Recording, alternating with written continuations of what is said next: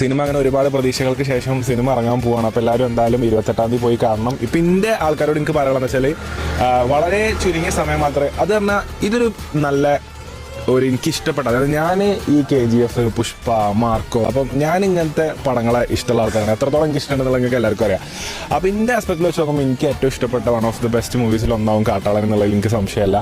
അത്രയും വലിയ കാസ്റ്റാണ്, ക്രൂ ആണ്. അതായത് മ്യൂസിക് ഡയറക്ഷൻ ചെയ്തിരിക്കുന്നത് രവി ബസൂർ സാറാണ്. അതായത് KGF-ന്റെയും മാർക്കോന്റെയും സലാറിന്റെയും മ്യൂസിക് ഡയറക്ടറാണ് കാട്ടാളന്റെ മ്യൂസിക് ഡയറക്ടർ. അപ്പം ചില്ലറ പടമല്ല വരാൻ പോണത്. പക്ഷെ എന്താ വെച്ചാൽ ഇന്നെ വെച്ചിട്ട് കൂടുതൽ നിങ്ങൾ പ്രതീക്ഷിക്കരുത്. കാരണം വളരെ ചെറിയ ടൈമിൽ ഞാൻ, അതുപോലെ തന്നെ നമ്മളെ ഷോൺ ആണെങ്കിലും ഹിപ്സ്റ്റർ ആണെങ്കിലും പിന്നെ വേനം കുറെ പുതിയ ചെക്കന്മാരുണ്ട്. അതായത് യൂത്ത് ചെക്കന്മാർ കുറച്ച് യൂത്ത് സെറ്റിന്റെ കുറച്ച് പരിപാടികൾ പടത്തിലുണ്ട്. അപ്പം നമ്മളെ ചെക്കന്മാർക്ക് എല്ലാവർക്കും നമുക്ക് വളരെ ചെറിയൊരു ടൈമാണുള്ളത്. അപ്പം നമ്മൾ ഒരുപാട് നിങ്ങൾ എക്സ്പെക്ട് ചെയ്തിട്ട് ലൈക്ക് ചെറിയ വളരെ കുഞ്ഞെന്ന് പറഞ്ഞാൽ വളരെ ചെറിയ ടൈമേ നമുക്കുള്ളൂ.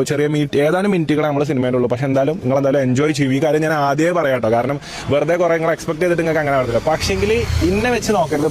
പടം ഇതൊരു ആന്റണി വർഗീസ് പെപ്പെ, അല്ലെങ്കിൽ ഒരു രവി ബസൂർ, അല്ലെങ്കിൽ ഒരു പോൾ ജോർജ്, അല്ലെങ്കിൽ ഒരു ഷെരീഫ് മുഹമ്മദ് ക്യൂബ്സ് എന്റർടൈൻമെന്റ് സംഭവമായിരിക്കും ഈ പടം എന്നാണ് എനിക്ക് പറയാനുള്ളത്.